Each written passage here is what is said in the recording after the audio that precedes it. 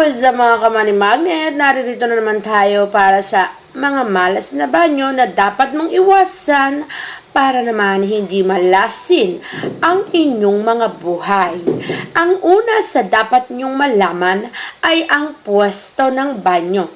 Huwag na huwag mong ipipwesto ang banyo mo nakaharap o kaya naman ay nasa gitna ng tahanan at nakaharap sa main door.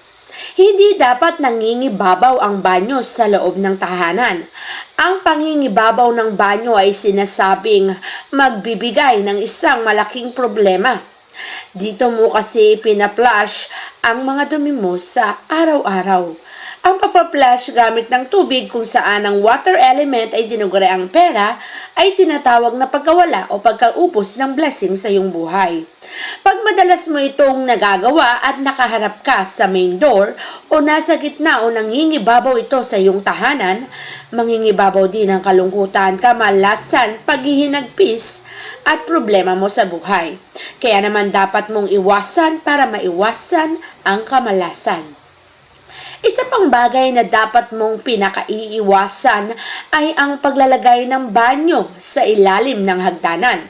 Madalas natin tong ginagawa sapagkat sinasabing ang paglalagay ng banyo sa ilalim ng hagdanan ay makakatipid sa space. Pero ang hindi mo alam, kapag nasa ilalim ng hagdanan ng banyo mo, magkukosto ng pagkakasakit o problema sa kalusugan. Madalas din itong magpapasok ng negatibong enerhiya. Kaya huwag mo nang paglaanan ng panahon na makatipid sa space kung banyo rin lang ang ilalagay sa ilalim ng hagdanan. Ang katumbas naman ito ay kamalasan. Sapagkat kapag ang tubig o water element ay nasa ilalim ng hagdanan kung saan ang water element ay sinasabing pera, magiging gipit ka pagdating sa larangan ng kaperahan, dahil kapag may pumasok na pera, agaran mo itong mailalabas sa pagkakasakit o gamutan. Kaya iwasan. Dapat mo ring iwasan ang paglalagay ng salamin sa loob ng banyo. Lalo pa nga't ang salamin na yan ay nakatapat sa pintuan ng banyo. O kaya naman ay nakatapat sa mismong bintana o salamin din. Ang pagpagkakatapat ng pintuan at salamin ay hindi iniengganyo dahil kapag may pumasok na positibong enerhiya ay agad ding lalabas.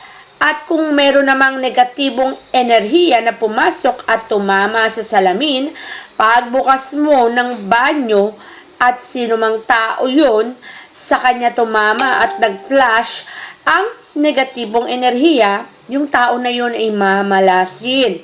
Magkakaroon ng isang matinding problema. Magkakos ng malaking problema. Kaya naman para maiwasan natin ang pagkakaroon ng isang malaking problema, para maiwasan mo ang pagkakaroon ng samut-saring kahirapan pagdating sa usaping pananalapi, ay iwasan mo ang bagay na to. Iwasan mo ang pagtapatin ang salamin at ang pintuan. Iwasan mo rin ang pagtatapat ng inidoro sa harapan ng pintuan. Ang inidoro ay meron tayong tinatawag na papa-flash na gumagamit ng water element at ang water element ay pera.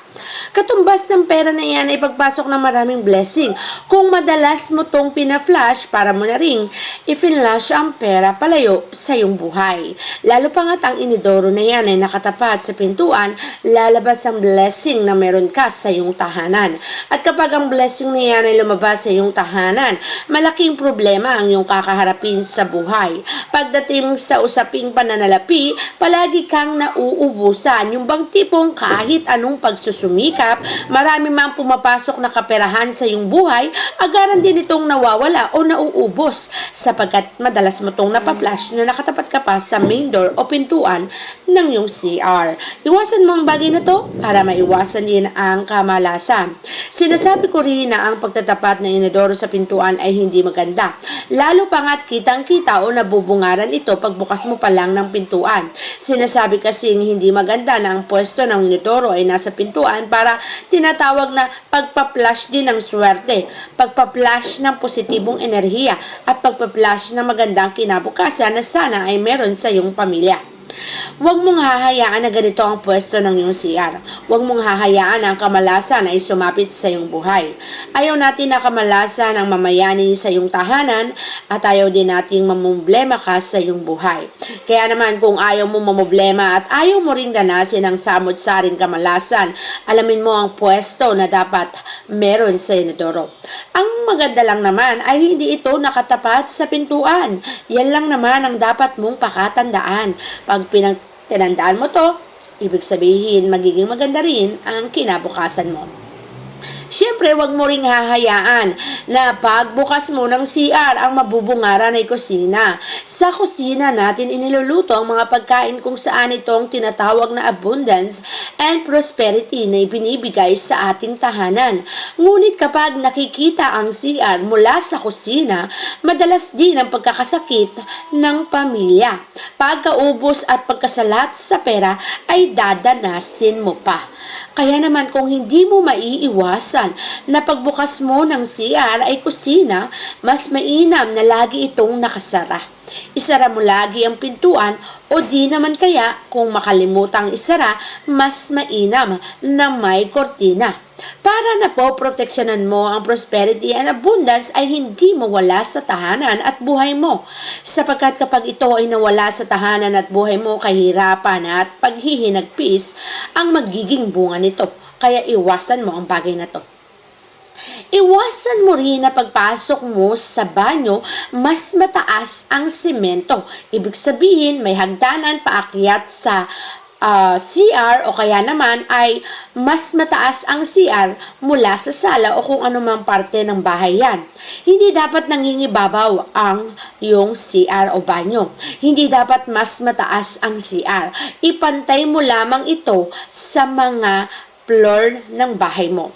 Ang pagpantay ng floor ng bahay at CR ay magbibigay ng magandang usapin patungkol sa positibong enerhiya na maaaring pumasok sa iyong tahanan. At kapag pantay ang flooring ng CR at ng tahanan, magiging balance din ang pagpasok ng lahat ng positibong enerhiya sa tahanan mo.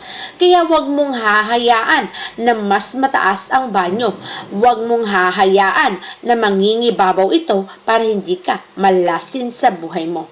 At syempre, tandaan mo rin na huwag mong itatapat ang banyo sa pinaka-main door ng tahanan mo dahil magkukosto ng isang malaking problema na maaring ibigay sa iyo.